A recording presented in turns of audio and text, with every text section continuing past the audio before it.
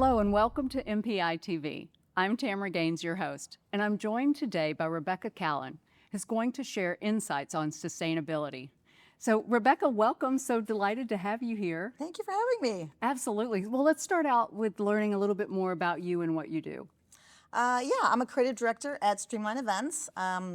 My role is multifaceted. I would say I have the best job in the event industry, and I'm sure there's a lot of people that would argue that. So my job is really about creating moments and memories. It's about taking a client's goals and ambitions and creating a visual journey for that. So in a perfect world, I'm creating a logo for an incentive trip that's enticing and beautiful, or I'm creating a cocktail menu that's going to inspire you to try the drink, or I'm branding an entire convention space that really makes you feel immersed in what you're doing. So it runs the gamut, digital, everything. My day, I'm doing 10 different things in a day, and that's just exactly how I like it. Great. That does sound like you're busy. And so how does sustainability fit into your world? So sustainability, sadly, has only really come to the forefront, I feel like, in maybe even the last 5-10 years. So we knew there were some sustainable products out there, but where we're located, we have a lot of tech clients, and many of them are really focusing on sustainability, which is fantastic. The sustainability from olden times for me was not using plastics when we were printing on paper, right? So inks used to be paper, and the solvents used to clean the materials back then was very hazardous. So now, even 10, 15, 20 years later, they're mostly vegetable inks, which is great. So I feel like it's taken that amount of time, and I feel like sustainability is doing that same thing. It's taking that chunk of time to catch up to where we need to be, which is very sustainable. So for us, we were challenged by a few clients. We challenged ourselves. We built a sustainability team to find the resources to make events more sustainable. And that was across the board, which I'm sure we'll get into. Yeah, and let's do that now. What are some of the ways that meeting professionals can have sustainable events? There's a multitude of ways. So one thing we talk about is the sustainability kit that we built at our company. So when this first came about, we were talking like, how do we start doing this sustainably? And I said, well, we can do these cool materials. And then some of the other departments, well, I saw this at an event. And we're like, okay, you know what? We need to take a minute, gather people from all departments within our company and start a sustainability team. So we did that a couple of years ago, and what came out of this was what we call a sustainability kit or a deck. And this was designed for our employees really, so that they could take that to our clients and say, hey, we want to talk about this. Let's be curious about what's happening in the industry. Let's ask the clients about what they want to be doing. Do they have a mission? Do they have a goal or a sustainability proclamation that they want to bring forward into their event?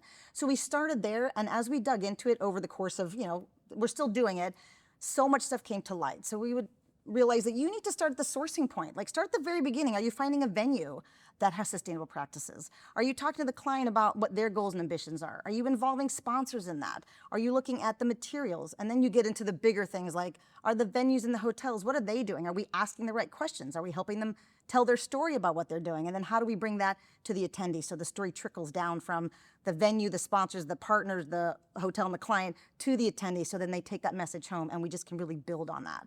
So within each of those channels, we could dig completely into it. There's so much built into all of those. Yeah, well, let's dig into a few of those, practical ways. I know that, you could be at a hotel or a convention center, and it might be recycled trash and that sort of thing. Or it might be an event that has maybe no program, to be more paperless, or no handouts for their speakers. What are some of the other ways that you're seeing events be more sustainable? Some of the bigger areas that we find super impactful are going digital. So it's a great way to eliminate as much paper. So something that I found very fascinating was QR codes are everywhere now. They were invented over 30 years ago, which is shocking to me. Like, I feel like I've only seen them in the last 10 years or so. They are 30 years old. They were designed for transporting cargo. They're being used everywhere now, and they're the perfect way to get out of the print shop. So if you want to find out what's the dietary options on the menu, scan a QR code. What's the agenda for today? Scan a QR code. You want to hook into LinkedIn with your speaker? Scan a QR code. You see them everywhere now, and it's fantastic. And it is a great way to get us out of the print shop. And then using all that digital media. If you have a mobile app, take advantage of that. Use a portion of your mobile app to talk about sustainability. Have a link in there. If you're paying for that mobile app, I guarantee you it's not going to cost a lot more to have one little page be on sustainability and talk about what you're doing. Put it on your website. Use your mobile app to do the QR codes on site, keep your whole conference in your pocket, and just access that throughout the event to find out all the different avenues within sponsorship, the venue, the hotel, waste management, food management, all of that in one place. And since we're on the topic of events and even conferences, can you think about how exhibitors, when they're shipping so much, how are they reducing that amount of shipping and different things? Are you aware of other ways that they're utilizing sustainability? So the only way we're finding out if they're doing that is by asking them. It's really, unfortunately, it's not something that a lot of vendors are coming forward and saying, hey, look at this cool thing I'm doing to be sustainable. It's becoming a little bit more common, but what we have to do in this industry is ask those questions, be very curious. And when you're ordering something, this is really something common we do. We order a lot of luggage tags. We do incentive events, and we do luggage tags. They used to come wrapped individually in plastic. The amount of plastic we'd have to take the plastic off, and sometimes it had foam around it. Now we have to peel off the sticker and where it was created, and I have to use a Gooby gun to get the goo off. So now when we're ordering these, we say, hey, if it's not gonna get scratched, bulk pack them. Pack them with peanuts. Find another way to pack it so we're not throwing away all this material before we're maybe repackaging or sending out. So it's asking those questions and finding out, do you have a sustainable plan that you're working on? It's really nice when your vendor says, hey, I've got this cool thing going on. And you're like, oh my gosh, I didn't even think of that. So we think we're thinking of all the things and we're not, because we're not in all those individual channels. So asking your vendors, asking the hotel, again, the sponsors, the partners, the client, what are they doing? What do they want to be doing? So even if they're not doing it, if you ask what they want to be doing, now you can take that question to all those channels and say, hey, this client really wants to focus on water savings, or they really want to focus on donating that food to a farm. How can we go about that? And finding out the cost. The cost thing is a whole nother thing that we can talk about. But if they can afford it and you can do it, it's just going to be more efficient and more better for the planet. Well, it's like you were reading my mind, because I'm thinking about, all the years when we've talked about sustainability, it's always been kind of there's a price to pay to do the right thing. Yeah. And so with budgets kind of being cut in this day and age, a lot of uncertainty in the world and in meeting planning and such, how is that impacting the budget? It has always impacted the budget, and it may always for levels for what levels you want to do. So reporting tools that can track all that data you want to get, they're kind of expensive still, and there's not a lot of them out there. That's going to change like everything does over time. It is something we talk about with clients, and not just clients, but how to talk to the decision makers at the top. So we kind of have a threefold approach to how we do that. And the first one is, like I talked about, it's communicating curiosity, asking if they have any plans. And if they do, great. And you follow that up with data. And if you don't have data, go find that data. There is information online. Again, call your vendors, find out if they're doing anything. That data is so key to your decision makers because it's factual. And you can say, look, if we do this, we're going to save this much power. We're going to save this much water, this much electricity, this much food waste. Then the next step is to come back to them with ideas saying, okay, based on what we know your goals are and what you want to do, here's some really great ideas you can implement. And we have kind of like 10, 5, 10, 8 kind of free sustainable ideas that we talk about with clients. Not completely free, but mostly free. And I can talk about those. They're super easy, fun things to do that you can implement immediately. And it's something we're really trying to get out there because you have to start somewhere. And if you can start small, it's hopefully just going to grow from there. Absolutely. Are you willing to share 3 or 4 I of would those love free to. items? I would love to share. So some of them are super obvious and straightforward, like getting rid of plastic water bottles. Those are pretty much gone now, which is great. But you could up-level that with water stations. So not just coolers necessarily, or cans or boxes, which are also better, but water bubbler stations. And then you can, if you have a sponsor, you have a little extra money, there's ones with electrolytes, there's ones with flavors. You can add the bubble. So there's things like that.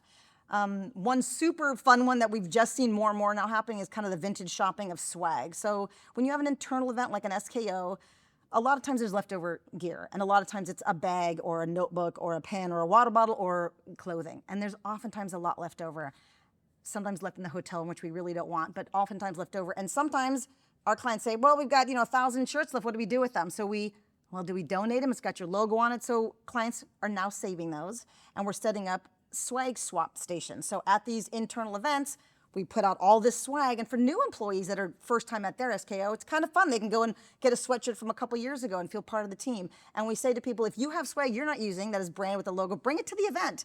It's been highly impactful. Other things you can do is just have a table set out. So if you are doing room drops or giveaways, have a sign that says, if you don't want your giveaway for whatever reason, please leave it here, somebody else may want it. So then you're introducing choice, which is so important in being sustainable, because if you're choosing something, you probably want it and you're probably gonna do something with it. Versus like, oh, I don't have room in my bag for this, I'm gonna leave it in my hotel room, it's gonna end up in the trash. If you have a place to drop it, maybe somebody else would take it and do something with it. And what if you are a meeting planner who has to sell the idea to your C-suite or to the CEO? How do you go about doing that? That's that combination of you have to ask the questions early. You should be strategically talking with your client, at your onboarding phase. Like just asking lightly, are you doing anything that's sustainable? Is there anything you're interested in? Not finger pointing, are you doing anything that's sustainable, but are you doing anything that's sustainable? Are you interested in that? Because we've got some ideas. And then you follow up with that data. Look at stuff we've done before, or look at what the venues we're looking at are doing, right? And then you finalize that with, oh, we got some great ideas for you. So having that conversation, and then have that conversation with your client and kind of show them, like make a deck for them or help make a deck for them that they can then show to their executives, because that's going to help you sell that at the end of the day. They want to know what the return on investment is. The return on investment is you're giving back to the planet, but your attendees are part of that story. And they're going to go tell that story when they leave your venue, then they leave your event and talk about you in a really positive way. Absolutely. Great information. And so I'm curious if we've got someone who's listening who has not dipped their toe in the sustainability water yet, what's the first thing that you would encourage them to do? The first thing I would encourage is talking to your venues, talk to your vendors, talk to your hotel. The client's great too, but if that's like, oh, that makes me a little uncomfortable as a meeting planner, talk to your venues, they're partners in this. They're helping you build this amazing event. And it's just asking that question. When we have built a sustainability checklist, and we send this to vendors, and it covers everything from, how do you deal with, linens in your room, and how do you light your facility? Are you doing anything sustainable? It's a complete checklist that they can fill out. It's a PDF online. It's great. When we've sent that out to some, oftentimes they're like, hey, can I just send you my thing that I've already done? And we're like, yes, you have something. So now we've got data, and now we have a connectivity. So I would start with that curiosity question. If you just want to say, hey, is there anything you're doing that I don't know about? Because I would love to hear your story, because your story is going to become my story, and then it's going to become the client's story, and then it's become the executive story. And now this story is now out there, and now we've created this like beautiful circle of information. So I know that you have spoken at MPI's WEC on sustainability. Why is it so important to get that message out to the meeting professionals? We're finding a lot of clients want this. I know not everybody does, but most do. And we really want to be helpful and at the forefront of bringing these ideas forward. And we really want to see change happening. And it does not happen until we all start talking about it more. Those habits, they're hard to change. Old habits are hard to change. So how do we get to a point where we're not changing a habit, it's just there? Like the plastic oils from printing in the day are now vegetable-based oils. That took a very long time to get there. This is going to take a long time to get there, it just is. There's not great reporting tools yet. They're coming, and if you're out there and you have a great reporting tool, please send it our way, because we desperately would like to know about it. But getting the message out there is hugely important, because this industry, we have a footprint. We have a pretty big footprint. Transportation is the biggest portion of it, but there's a lot of materials that get left behind. There's a lot of food waste. Whatever we can do to just help our planet in general, Streamline Events is super on board with that. I like it. Well, and in some cases, people talk about that which we focus on grows, but in this case, that which we focus on, we can shrink a little bit. Shrink a little bit, yeah. I like that. Thank you so much for your time today. Thank you. Thank you again for tuning in to MPItv, along with my guest, Rebecca Cowlin, sharing her insights on sustainability. Be sure to connect with us again for more great conversations. I look forward to it.